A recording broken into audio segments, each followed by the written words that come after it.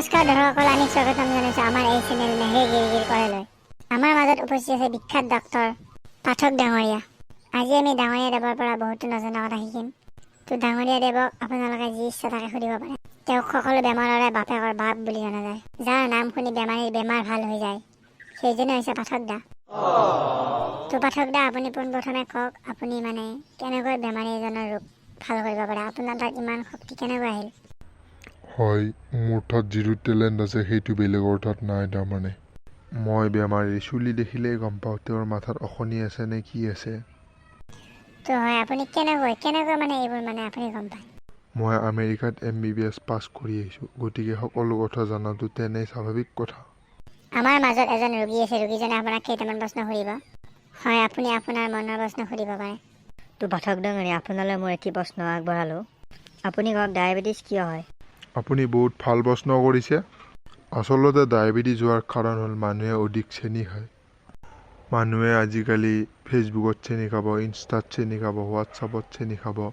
তো আপুনি কওক, চেনি খালে ডায়েবেটিছ নহয় কি হ'ব?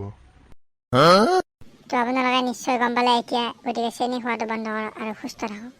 হয়, মোৰ আন এটি প্ৰশ্ন আপোনালৈ আগবঢ়ালোঁ। আপুনি কওক, আপোনাৰ কিমান বছৰ এক্সপিৰিয়েঞ্চ আছে ডক্টৰৰ? হয়, এক্সপিৰিয়েঞ্চ বুলি ক'লে মই মহাত্মা গান্ধীৰ জ্বৰ ভাল কৰি পাইছোঁ। আপোনালোকে শুনিলে যে তেওঁ বহুত পুৰণি ডক্টৰ হয়। আপুনি মহাত্মা গান্ধীৰ বাহিৰে আৰু কাৰ অসুখ ভাল কৰি পাইছিলে?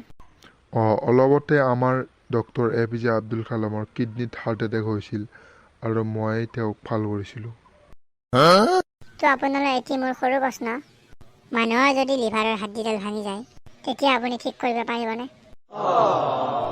হয়, পাৰিব, নিশ্চয় পাৰিব। পৃথিৱীত নোৱাৰা কাম কিবা আছে নেকি? তো আপোনালোকে গম পালে কি টেলেণ্টেড ডক্টৰ। এওঁৰ কাৰণে সকলোৱে সম্ভৱ।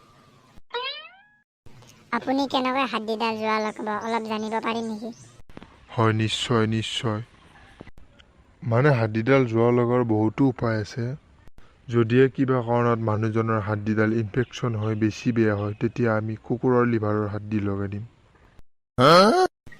এয়া নিশ্চয় সম্ভৱ হ'বনে? হয়, নিশ্চয় পাৰিব। তো দৰ্শকসকল, আপোনালোকৰ কাৰোবাৰ যদি লিভাৰৰ হাড্ডি ভাঙে, তেতিয়া পাঠক ডাঙৰীয়াক যোগাযোগ কৰিব। পাঠক দা, আপোনালৈ আন এটি প্ৰশ্ন মোৰ। যোৱা বছৰ মানে মোৰ লগ এটাৰ দিলেৰে উশাহ লোৱাত কষ্ট হৈছিল। তো আপুনি কিবা এটা উপায় দিয়ক। হয়, নিশ্চয়। তেওঁক আমাৰ ফাৰ্মাচীলৈ আহিব দিব গধূলি। তেওঁক মই ঔষধ দি আছোঁ। তেওঁক ঔষধকেইটা ৰাতি সোমোৱাৰ পিছত খাব দিব আৰু বাকীটো ৰাতিপুৱা শুই উঠাৰ আগত খাব দিব। হয়, মই তেওঁক ক'ম বাৰু। তো পাঠক দা, আপোনালৈ এটি মোৰ শেষ প্ৰশ্ন। মোৰ মানে বহুদিন আগৰ পৰা খোৱাৰ পিছত ভোক নালাগে, তাকে মই ভাবি আছোঁ কি হৈছে, আপুনি অলপ উপায়টো দিয়কচোন। আপুনি এটা কাম কৰিব, আপুনি কচু গছৰ গুটি বটি খাব আৰু লগতে তামোলৰ ৰস খাব, ভাল পাই যাব।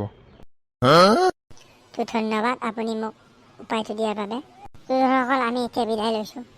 আপোনালোকৰ কিবা অসুবিধা হ'লে পাঠক দাক ফোন কৰি সুধিব পাৰে। আমি পাঠক দাক আকৌ অহা সপ্তাহত আপোনালোকৰ কাৰণে মাতিম।